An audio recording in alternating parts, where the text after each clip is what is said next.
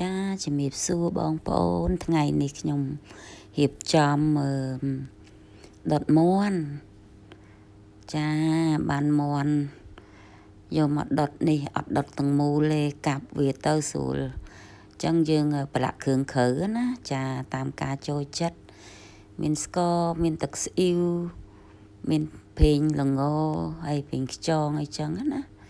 ចាម្សៅស៊ុបអីចឹងប្រឡាក់ហើយផ្អាប់ទុកឲ្យវាចូលជាតិបន្តិចសិនចាដាក់ចោលកន្លះម៉ោងមុំការងារហើយល្មមយកមករៀបក្នុងឆ្នាំងហើយអត់មានអីទេនៅផ្ទះហ្នឹងព្រោះអត់បានទិញប៉ុណ្ណឹងក៏បានដែរមានគុលខីហើយរំដេងចាដាក់ទ្រាប់បាត់ឆ្នាំងបន្តិចទៅព្រោះមាន់ក៏តិចដែរហើយថែមប្រេងឆាបន្តិចទៅចា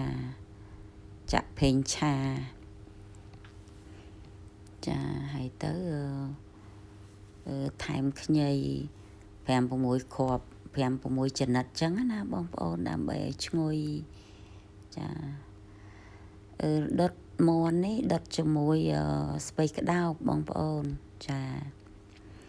ហើយខ្ញុំដុតហ្នឹងអត់ដុតយកក្រៀមអីទេម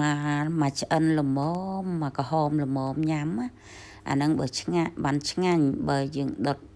ឲ្យក្រៀមហ្មងខ្ញុំអត់សូវចូលចិត្តទេចាហើយទៅស្ពៃក្តោបនេះប្រឡាក់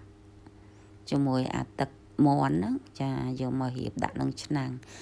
បងប្អូនតាមពិតទៅដុតមាន់ស្ពៃក្តោប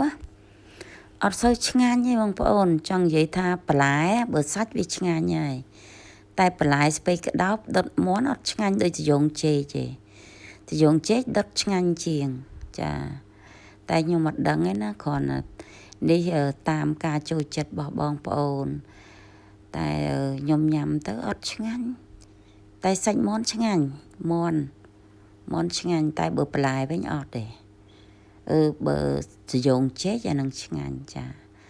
ហើយទៅយើងបើកភ្លើងល្មមបងប្អូនដាក់ដុតហ្នឹងអត់ខ្លាំងទេព្រោះខ្លាចខ្លោចហើយគ្របចោលអញ្ចឹងណាចានេះបើក2-3ដងហើយនេះល្មមចាហើយខ្ញុំអត់ឲ្យក្រៀមទេបងប្អូនមាន់ខ្ញុំដុតតែក្រៀមអត់ចេះហូបហ្មងវាដូចអត់សូវចេះហូបនិយាយរួមឲ្យមានចឹងហើយយើងស្រង់មកបងប្អូនយើងដុតអញ្ចឹងទៅសាច់មាន់ឆ្ងាញ់ណាសាច់មាន់ហែកមកសាច់ឆ្ងាញ់អានេះមាន់ស្រែចាហើយអាទឹកហ្នឹងយើងយកមកលាយជាមួយបុកខ្ទឹមម្ទេសអីចឹងច្បាច់ក្រូចឆ្មាអីមក